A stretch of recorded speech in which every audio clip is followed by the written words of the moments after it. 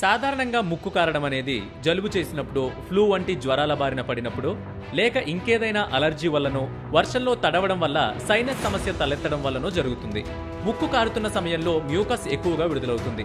నిజానికి మన ముక్కులోని mucus membrane ప్రతి క్షణం ఈ మ్యూకస్ ను ఉత్పత్తి చేస్తూనే ఉంటుంది. అయితే ఈ మ్యూకస్ ను అవసరమైన మోతాదులోనే ఉత్పత్తి చేస్తుంది. ఇందులో ఉండే మ్యూసిన్స్ అనే కణాలు జిగటగా ఉంటాయి. మనం తీసుకునే శ్వాస ద్వారా శరీరంలోకి ప్రవేశించే సూక్ష్మ క్రిములను, వైరస్లను, బ్యాక్టీరియాలను లోపలికి వెళ్లకుండా ఈ మ్యూసిన్స్ అడ్డుకుంటాయి. ఫలితంగా మనం అనారోగ్యాల బారిన పడకుండా ఉంటాం.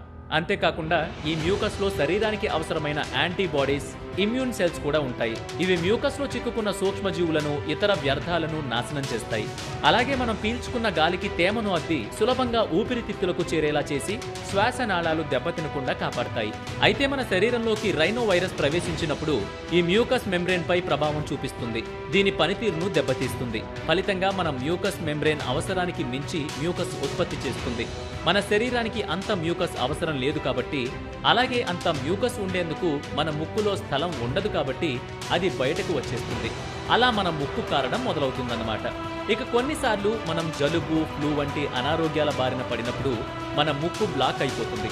శ్వాస తీసుకోవడం కూడా కష్టమైపోతుంది. దానికి మన ముక్కులో ఉండే కండరాలు, రక్తనాళాలే కారణం. లోపలికి చేరిన హానికర క్రిముల వల్ల అవి ఉబ్బిపోతాయి.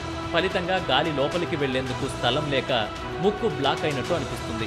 చివరగా ముక్కు కారడం మన ఆరోగ్యానికి మంచిదా కాదా అని చూస్తే అది ఖచ్చితంగా మంచిదే, చెడు కాదు. ఎక్కువగా మ్యూకస్ తయారవడం వల్ల అక్కడ ఉన్న రైనో వైరస్ వేగంగా శరీరం బయటకు వచ్చేస్తుంది. దీనివల్ల మనం త్వరగా జలుబు, ఫ్లూ, సైనస్ వంటి సమస్యల నుంచి బయటపడొచ్చు. అయితే ముక్కు కారడాన్ని తగ్గించడానికి రకరకాల వైద్యాలు అందుబాటులో ఉన్నా ఇది దానంతటా అదే తగ్గాలి కానీ దీనిపై మెడిసిన్ ప్రభావం అంతంత మాత్రమే. ఇది ముక్కు కారడం వెనుకున్న సైన్స్. మరి ఈ వీడియో మీకు ఎలా అనిపించింది?